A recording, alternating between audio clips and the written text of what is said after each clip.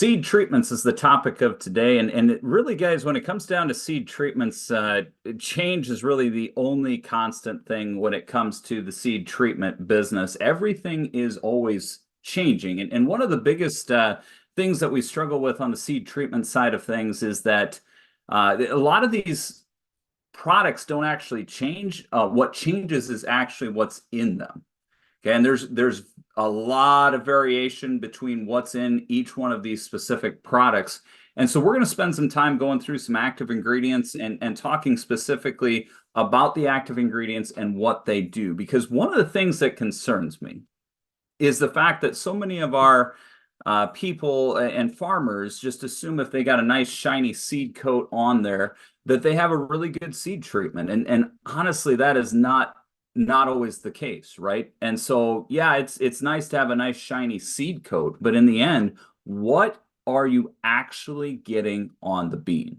Okay, so we're going to talk about some active ingredients, what specific diseases they're coming into. I got two of our sales guys on the phone here to talk specifically to their region down in southern Iowa. But I just want to spend some time on some specific diseases and insects. First and foremost, guys, when it comes to active ingredients on insects, these are the three effective modes of action that we see on the seed treatment side. And really, all of them fit within that neonicotinoid category. So you got clethodim, imidacloprid, and thiamethoxam. Okay, now whether it be corn or soybeans, it's going to be one of these three things. Now, as far as soybeans goes, we've had kind of hit or miss years on whether the insecticide made a huge difference. But I can tell you, and Andy, I got you on the phone right now. This is out of our Washington plot. Have you seen much for bean leaf beetle control or bean leaf beetle issues down in southeast Iowa there? Yeah, Tyler, it depends on the year and the weather early in the spring. There's several years where there's quite a bit of bean leaf beetle feeding. Yeah, and the biggest thing that concerns me about the bean leaf beetles is not even so much the defoliation early, but if you get those generations starting, I mean, you can get 2 to 3 generations per year, and they can submit diseases and transmit diseases. But later on, we really start to worry about them because they will actually feed on the pods of the beans. And so we've really done a nice job over the past couple of years getting a lot of insecticides in the seed treatments to control these things. But it's one of those things where we don't want to necessarily let up on those. And I know some of these lesser type seed treatments don't necessarily have an insecticide. They might be a fungicide only. One of the biggest issues you have with that is you may see some issues with things like bean leaf beetle or even early aphids, some of the cutworms, some of those things that a seed treatment could protect against. Okay, so that's the big one on insecticides for soybeans. On the corn side, we mostly deal with some of the early season pests. Okay, so things like wire worms, white grubs, those type of things is what we're trying to protect the corn plant against. And it's even more critical on corn because with soybeans, I can stand a little bit of a stand loss without seeing huge yield differences, but on corn, I cannot. And so getting those early season pests, especially in heavy manured fields, I know there's a lot of cattle that get produced. Those cattle manure fields in particular tend to attract those types of pests. Other areas, we're starting to see a lot of no-till, especially across the southern geography within Iowa.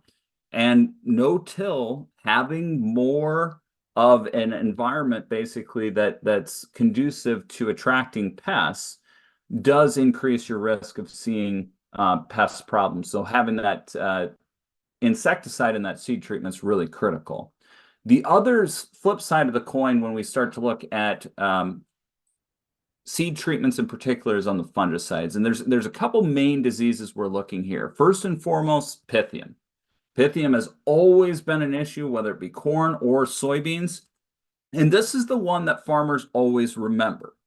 Cool, wet soils, maybe even heavily compacted. This is where we see it. Pythium's considered what we call water mold.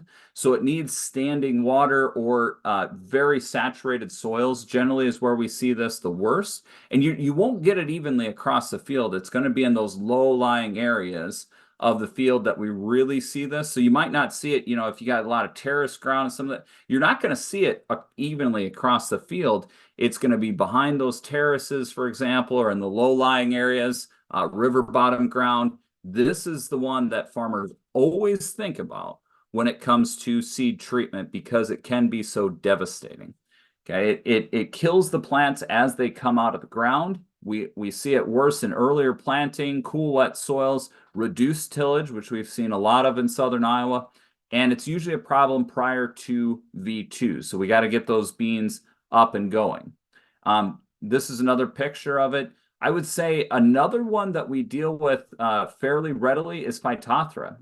And Phytophthora is very similar to Pythium in the fact that it is a water mold. However, it really likes high temperatures. So anything above really around 89 degrees is optimum, but you can go clear down to 65, 70 degrees and clear up to 100 degrees and still get Phytophthora. The key with this one is moisture. And the reason I bring this one up, because Phytophthora has been gaining ground, it feels like, in the last couple years. The reason I bring this one up specifically is because many farmers only think of cool, wet soils where they really need a good seed treatment, but really warmed soils are just as at risk for something like a Phytophthora. Here you can see some pictures from this. Later on, it becomes very, very evident. Okay, the other one that's more of an occasional pest is Rhizoctonia. But if you get warmer type soil temps with a wet period after planting the beans, followed by a dry period, this is where we really see Rhizoctonia becoming an issue. Usually weakens, doesn't kill the plant, but it can significantly affect yield. The final one is Fusarium, and there's quite a few different Fusarium species, one of them being Fusarium villigiforme. That is sudden death syndrome. That's the Fusarium that causes sudden death syndrome. Okay, and so these Fusarium species can easily get in usually cooler, wetter soils as well following planting. Some of them will cause a stand loss, but SDS, sudden death syndrome, usually just starts to infect that root, and then later on in the season is when we see that start to kill off. Okay, so this is the kind of an overview of those. Now I want to spend just a little time going into specific diseases. Before that, Andy or Darren, do you which diseases do you guys see the most often in that southern Iowa geography that we're really concerned about? Tyler, sudden death syndrome is the thing that's probably the biggest problem in my area, and it's because of the soil type and the water holding capacity and the manure in southeast Iowa, I think. Yeah, for sure. The other one is as we push planting soybeans earlier and earlier, we do get some more Phytophthora issues, I think, than we have in past years.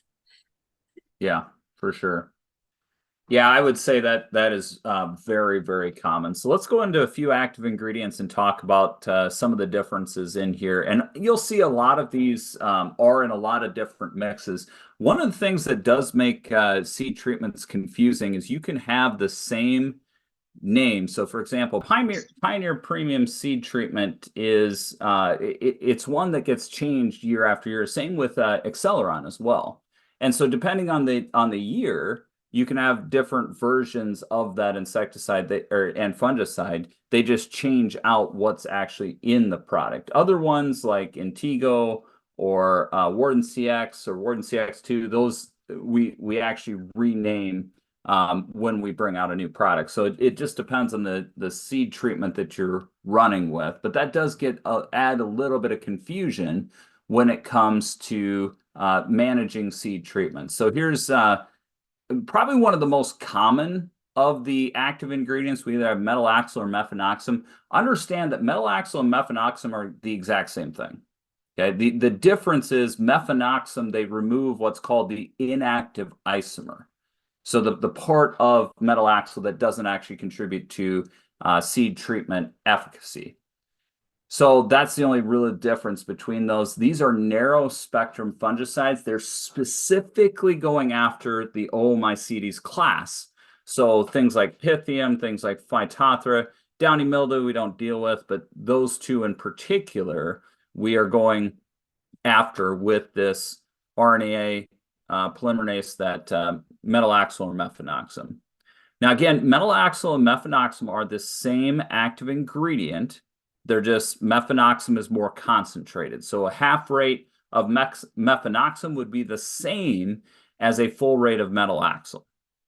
So you've seen a trend over the past couple years of people of companies switching from metalaxyl to mefenoxam, just because of the fact that we can get a much lower use rate and it's much easier to work with. Here's an example of metalaxyl and mefenoxam that we see, and you can see the effect that clearing up that inactive isomer has.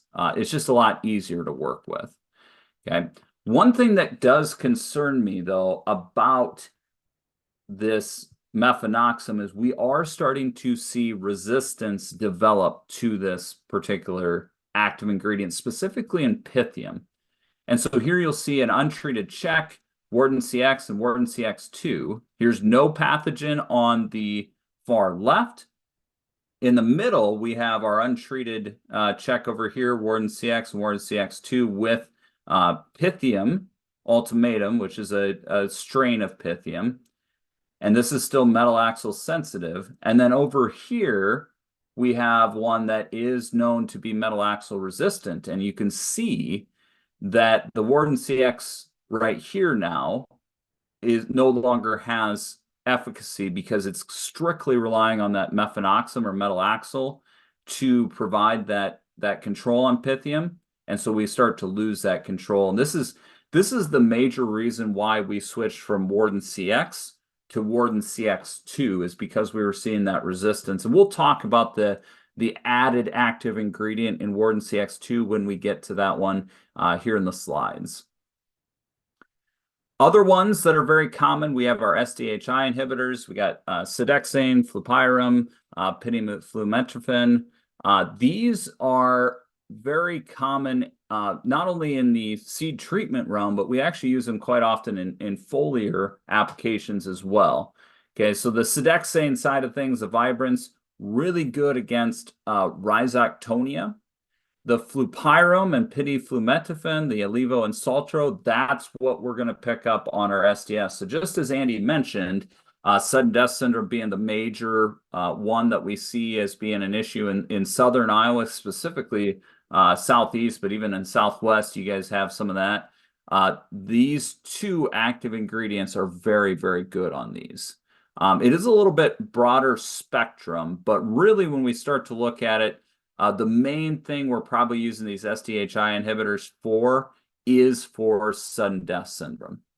Okay, so here's an example of some sudden death infected soybeans, and you can see the effect that it has. Now, understand that even though we're seeing foliar symptoms, the actual symptomology and the actual infection took place in the roots. It is a Fusarium root rot, and so this is just a response to the plant being shut down from the base of the plant. One of the things that we often see with this is as they start to mature, the leaves fall off, but the petioles remain attached. And so that's a common sign that we have with sudden death syndrome. So here's a good example, some slides from Syngenta looking at Saltro and the effect that it had on soybean, or in this case, this was against sudden death syndrome. Now, there is some activity as well on soybean cyst nematode from both Saltro and Alivo. Now, you take a look at this data. This is obviously data from Syngenta from the University of Minnesota, and so they did get very positive results with Saltro. We've also tested Alivo in our answer plots as well, and have had very good results with that Alivo as well. What's really interesting is you start taking a look at the difference here between these. It looks like the longer range maturity tends to be the ones that we have the greater effect on the sudden death syndrome, because I think a lot of that has to do with the fact that with the longer fill times, if sudden death syndrome comes in, the earlier it comes into those fill windows, the more yield effect it has. And so for sort of southern Iowa in particular, this soybean sudden death syndrome is absolutely critical to try to control, to avoid that. And that's why we've seen so many people putting either an Olevo or a Saltro on to control these specific diseases. Okay, and as far as Sedexane, which is also in Warden CX, here's a good picture of sterilized soil here on the left, and then inoculated with Rhizoctonia. That Sedexane in the Warden CX really picks up nice on the Rhizoctonia.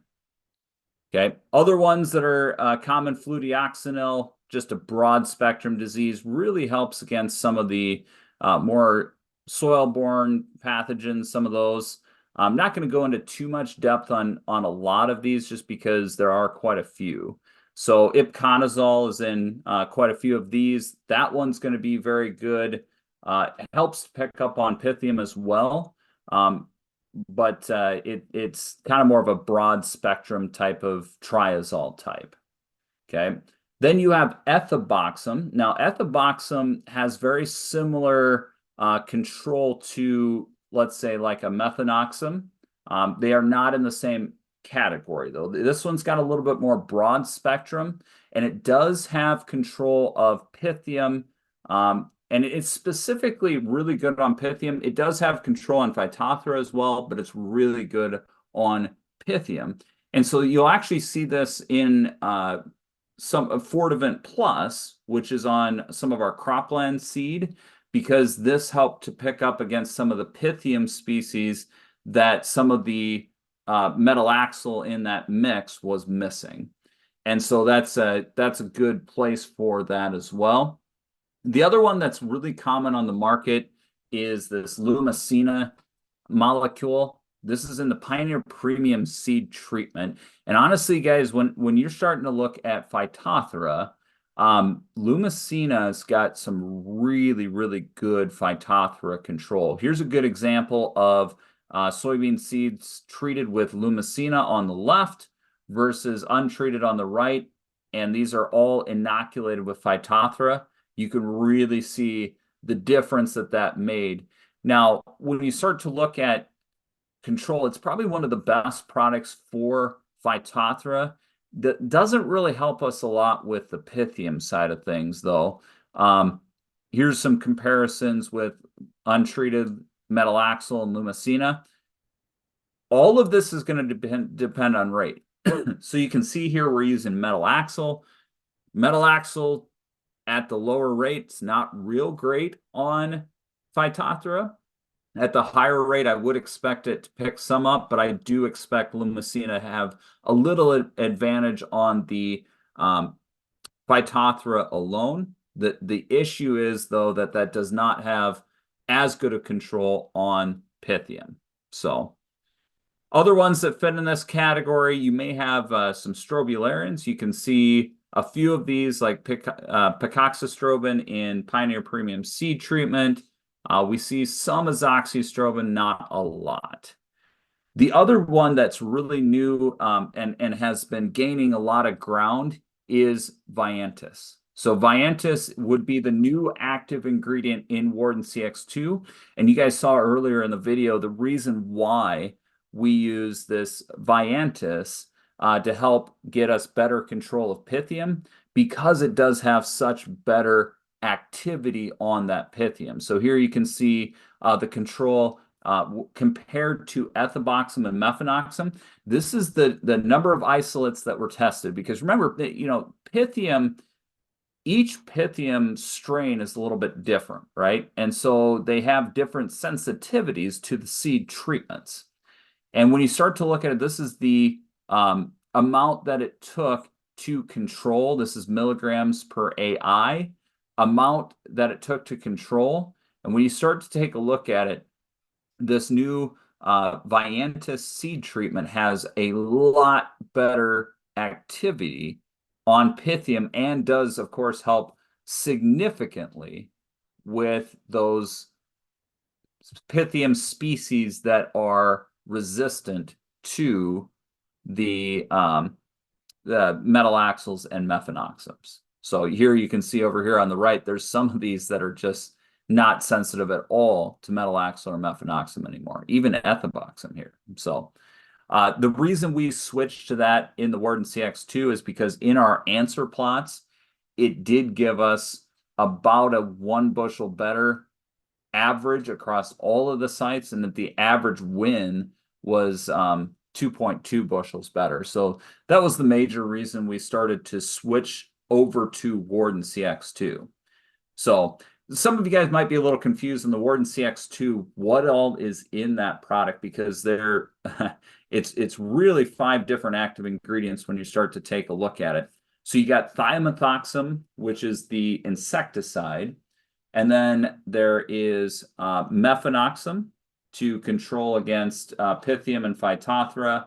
You have the new Viantis to pick up on that Pythium control specifically. You have fludeoxonil, which is just your broad spectrum to pick up on some of those nibblers and some of those other issues. And then the final one in there is Sedexane to help with the Rhizoctonia control in there. So hopefully this video helps you better understand fungicide, insecticide mode of action for seed treatments. Make sure to contact your local Winfield United rep if you have any other questions, and you can always check out any of our other videos on YouTube.